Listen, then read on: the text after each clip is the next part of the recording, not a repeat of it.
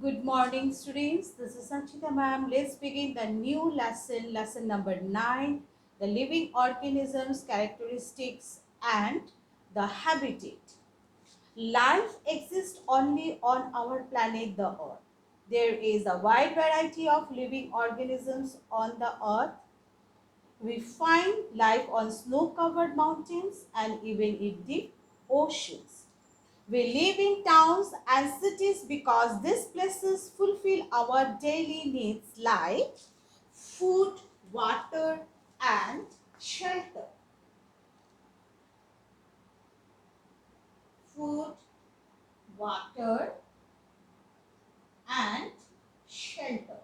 That is why we live in cities and towns. In fact, all living things means both plants and animals, prefer to live in those places that are best suited to their needs. That is why we can say the place where living organisms live is called their habitat, and they live where the places are best suited to their needs. Now, what are their needs? That means a habitat provides what to them? A habitat provides food, water. That means a habitat provides food, water, air, sunlight,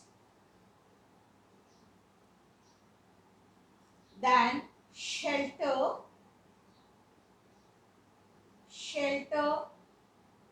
and breeding,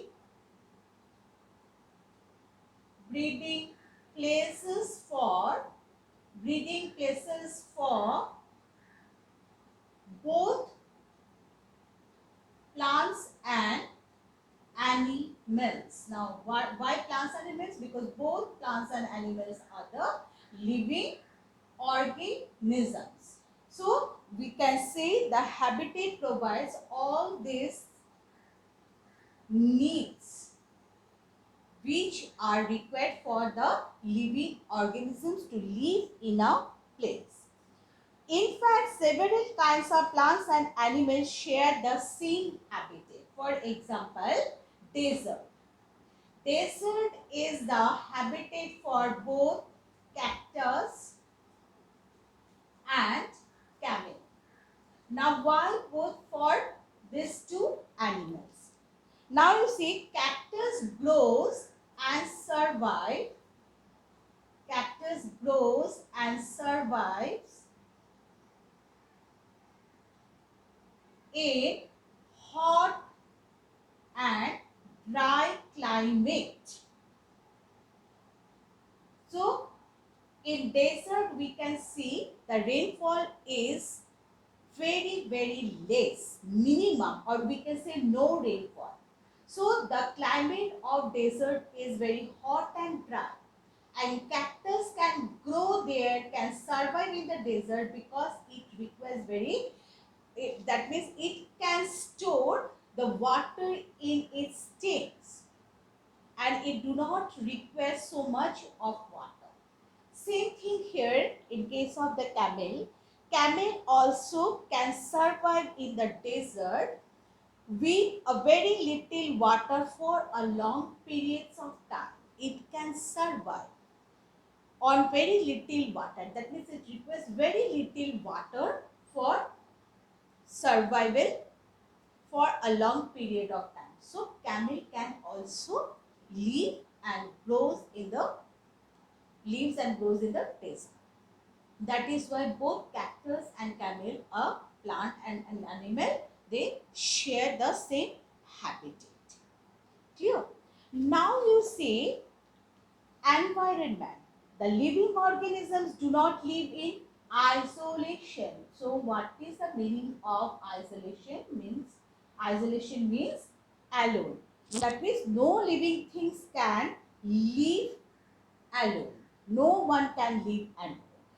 And they obtain their food and other necessities from their surrounding. That means where they live, from their surrounding, they obtain their food and other necessities like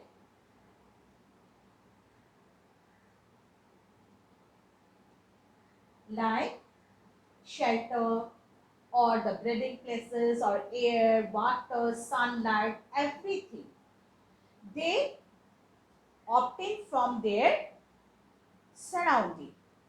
Clear? So, all the living and non-living things in the surroundings affect the life of an organisms. That means we can say all living things on our planet depend on their surrounding to exist. And these surroundings that influence the growth and development. Growth and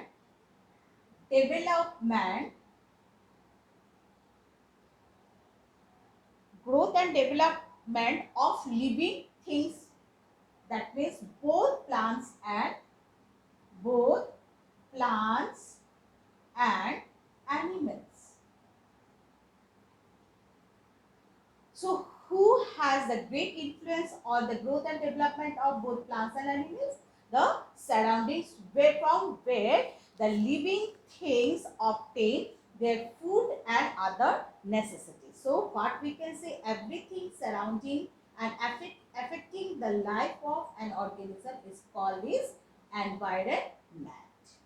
That means the living things, where they live from the surrounding, they get the food and other necessities for the growth and development. So that is the environment. And the study of relationship between living things and their environment is called ecology. So ecology is the branch of science which studies the relationship between living things and their environment. In the next video, I'll explain the components of the environment, the different components of the environment.